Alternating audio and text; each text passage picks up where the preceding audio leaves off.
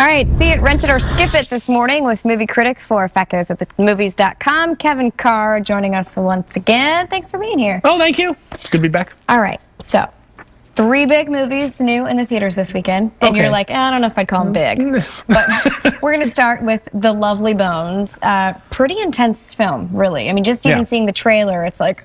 Yeah, it's based on the book, and I'm going to start off by letting you know, if you're a big fan of the book, there are some differences. I haven't read the book, I saw the movie, but there are some differences to it, so be prepared for that. It's a story about a girl back in the 70s who gets murdered, and it's her spirit trying to move on and trying to stay back and wanting to, see what's going on with her family. It's not as much a murder mystery as it is a story about moving on. And it's tender. It has some tough subject matter. It's not the easiest movie to watch, but it's interesting. It's got some good performances by like Mark Wahlberg, and Stanley Tucci is fantastic in the movie.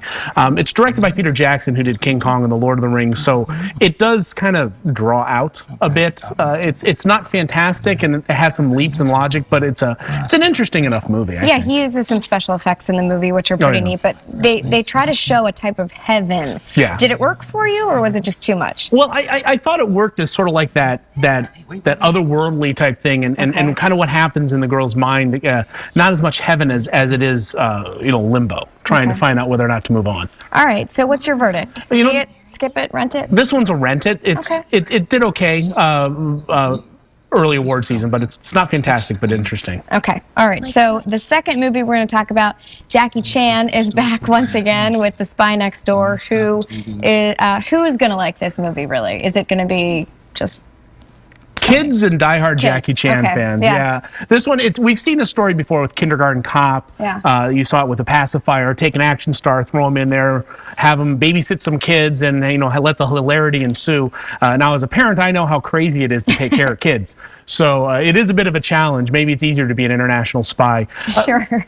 Jackie Chan is okay. He's not the greatest actor, but it has the action and has the fight scenes and has the slapstick, and that's really where its strength is. I mean, the story and the characters are really kind of dreadful at times. Okay, so see it, rent it, skip it. What do you think? Yeah, I'm gonna say skip it, unless you have kids. I mean, I took my kids to go see it, and they really enjoyed it. They did. Yeah. So unless you love Jackie Chan or you have kids, then maybe skip it. Okay. All right, fair enough. And the last movie is The Book of Eli. Yeah. Starring Denzel Washington, of course. Such a great actor, one of my favorites. How is he in this film, though? Well, in this one, he's always a good actor, and he can always portray a role. The roles aren't necessarily a problem, and it has a good cast. It has Denzel, it has Gary Oldman, it has Mila Kunis, but you got to forgive him for that. But it's a story about a guy who, in 30 years after an apocalypse, a war, he's carrying something along that's sort of going to help mankind. And this is...